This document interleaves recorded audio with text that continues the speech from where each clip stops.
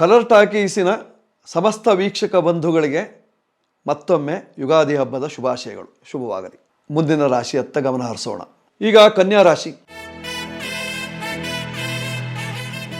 ಕನ್ಯಾ ರಾಶಿಯವರ ಫಲ ಈ ವರ್ಷದಲ್ಲಿ ಏನು? ಈಗಾಗಲೇ ನಿಮಗೆ ಗೊತ್ತಿದೆ, ಸಪ್ತಮದಲ್ಲಿ ಶನಿ ಮಹಾತ್ಮ ಇದ್ದು ಪೂರ್ಣ ದೃಷ್ಟಿಯಲ್ಲಿ ನೋಡ್ತಾ ಇದ್ದಾನೆ. 7ನೇ ಮನೆಯಲ್ಲಿ ಈ ವರ್ಷ ಪೂರ್ತಿ ಶನಿ ಮಹಾತ್ಮ ಇದ್ದು ನೋಡ್ತಾ ಇರ್ತಾನೆ. ಅಂದರೆ ನಿಮಗೆ ಪರಾಭವ ಸಂವತ್ಸರದಲ್ಲಿ ನಿಮಗೆ ಪರಾಭವವಾಗುವಂತಹ ಲಕ್ಷಣಗಳು. ಯಾರಿಂದ ಪರಾಭವ? ಹೆಂಡತಿಯಿಂದ ಪರಾಭವ ಆದೀತು, ಅಥವಾ ಗಂಡನಿಂದ ಪರಾಭವ ಆಗುವಂತಹ ಸಂದರ್ಭವೂ ಇದೆ. ನಿತ್ಯವೂ ಗಂಡನನ್ನು ಹೆಂಡತಿ ದೂಷಣೆ ಮಾಡ್ತಾ ಇರ್ತಾಳೆ, ಅಥವಾ ಹೆಂಡತಿಯನ್ನು ಗಂಡ ದೂಷಣೆ ಮಾಡ್ತಾ ಇರ್ತಾನೆ. ಇದಕ್ಕೆ ಆಧಾರ ಏನಾದ್ರು ಇದೆಯಾ? ಇದೆ. ಜ್ಯೋತಿಷ್ಶಾಸ್ತ್ರದಲ್ಲಿ ಇದಕ್ಕೂ ಆಧಾರ ಇದೆ. ನದಾರ ನಮಿತ್ರಂ ಚಿರಂಚಾರು ಚಿತ್ತೌ ಶನೋದ್ಯೂನಗೆ ದಂಪತಿ ರೋಗಯುಕ್ತೌ ಅನುತ್ಸಾಹ ಸಂತಪ್ತ ಕೃದ್ದೀನ ಚೇತಾಹ ಕುತೋ ವೀರ್ಯವಾನ್ ವಿಹ್ವಲೋ ಲೋಲೋಪಸ್ಯಾತ್. ಅನುತ್ಸಾಹ, ಜೀವನದಲ್ಲಿ ಅನುತ್ಸಾಹ ಉಂಟಾಗ್ತದೆ, ಉತ್ಸಾಹ ಇರೋದಿಲ್ಲ. ದಾಂಪತ್ಯ ಜೀವನ ಸುಖಮಯವಾಗಿರೋದಿಲ್ಲ.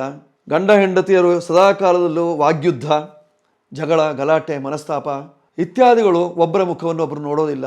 ಮನೆ ಬಿಟ್ಟು ಹೊರಗೆ ಹೋದವರು ಮನೆಗೆ ಬರೋದಿಲ್ಲ. ಈ ರೀತಿಯಂತಹ ಸನ್ನಿವೇಶಗಳು ಸಾಕಷ್ಟು ಜರುಗುವ ಸಾಧ್ಯತೆ ಇದೆ ಕನ್ಯಾ ರಾಶಿಯವರಿಗೆ. ಪರಿಹಾರವನ್ನು ಮಾಡಿಕೊಳ್ಬೇಕು.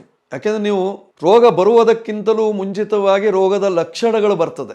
ಲಕ್ಷಣ ಬಂದ ನಂತರದಲ್ಲಿ ರೋಗ ಬರ್ತದೆ. ಆ ಲಕ್ಷಣ ಬಂದಾಗಲೇ ಅದಕ್ಕೆ ಪರಿಹಾರವನ್ನು ಮಾಡಿಕೊಂಡಾಗ ರೋಗವನ್ನು ತಡೆ ಹಿಡಿಯಲಿಕ್ಕೆ ಸಾಧ್ಯತೆ ಇದೆ. ಜ್ವರ ಬರ್ತದೆ ಅಂತಾದಾಗ ಮೈಯೆಲ್ಲ ಬಿಸಿ ಆಗಲಿಕ್ಕೆ ಆರಂಭ ಆಗ್ತದೆ. ಬಾಯಿಯಲ್ಲಿಯ ತೇವಾಂಶ ಕಡಿಮೆ ಆಗ್ತಾ ಬರ್ತದೆ. ದೇಹದಲ್ಲಿ ಸುಸ್ತು ಉಂಟಾಗ್ತದೆ.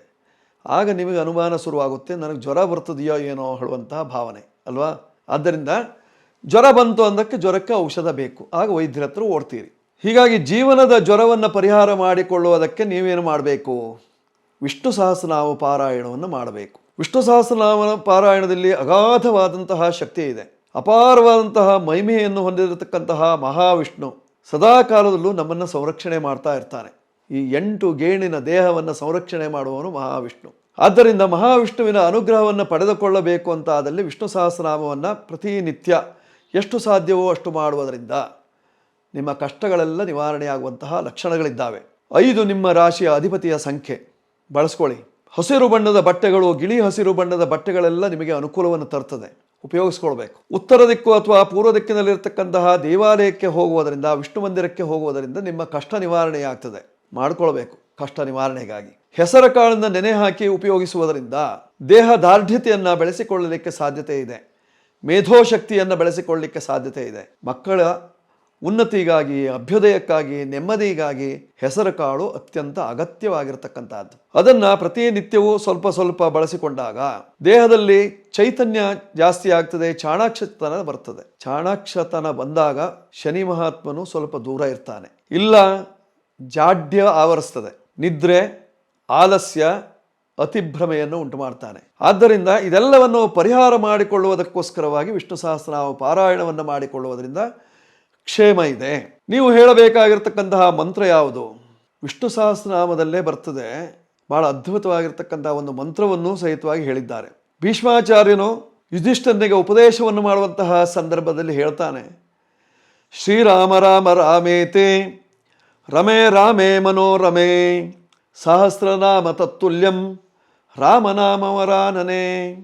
ಶ್ರೇಷ್ಠವಾಗಿರತಕ್ಕಂತಹ ರಾಮನಾಮವನ್ನು ಜಪಿಸಿದಾಗ, ವರಾನನೆ ರಾಮನಾಮವನ್ನು ಜಪಿಸಿದಾಗ, ಶ್ರೀರಾಮ ರಾಮ ರಾಮೇತಿ ಎಷ್ಟು ಅಕ್ಷರ ಇದೆ ಗೊತ್ತಾ? ಇದರಲ್ಲಿ 13 ಅಕ್ಷರಗಳಿದ್ದಾವೆ. ತ್ರಯೋದಶ ಅಕ್ಷರಿ ಮಂತ್ರ, ರಾಮತಾರಕ ಮಂತ್ರ ಅಂತ ಹೆಸರಿದಕ್ಕೆ. ಈ ರಾಮತಾರಕ ಮಂತ್ರವನ್ನು ಜಪಿಸುವುದರಿಂದ ಶ್ರೀರಾಮ ರಾಮ ರಾಮೇತಿ ರಮೇ ರಾಮೇ ಮನೋರಮೆ. ನೋಡಿ ಎಷ್ಟು ಅದ್ಭುತವಾಗಿದೆ. ನಮ್ಮನ್ನೆಲ್ಲ ರಮಿಸ್ತಾನಂತೆ ರಾಮ. ಮನೋರಮೆ, ಮನಸ್ಸಿಗೆ ಉಲ್ಲಾಸವನ್ನು ಕೊಡ್ತಾನಂತೆ, ಉತ್ಸಾಹವನ್ನು ಉಂಟು ಮಾಡ್ತಾನಂತೆ. ಮನೋರಮೆ ಸಹಸ್ರನಾಮ ತತ್ತುಲ್ಯಂ.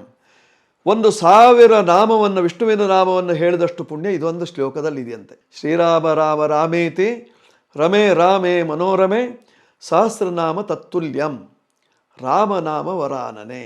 ಈ ಶ್ಲೋಕವನ್ನು ನೀವು ಪಠನ ಮಾಡಿಕೊಂಡು ಇವತ್ತು ವಿಷ್ಣು ಸಹಸ್ರನಾಮ ಅನುಷ್ಠಾನವನ್ನು ಮಾಡಿದಾಗ ನಿಮ್ಮ ಕಷ್ಟ ಎಲ್ಲ ನಿವಾರಣೆ ಆಗ್ತದೆ. ವಿಷ್ಣು ಸಹಸ್ರನಾಮದ ಜೊತೆಯಲ್ಲಿ ನೀವು ಹೇಳಬೇಕಾಗಿರ್ತಕ್ಕಂತಹ ಬುಧನ ಮಂತ್ರ ಯಾವುದು? ನಿಮ್ಮ ರಾಶಿ ಅಧಿಪತಿ ಬುಧ.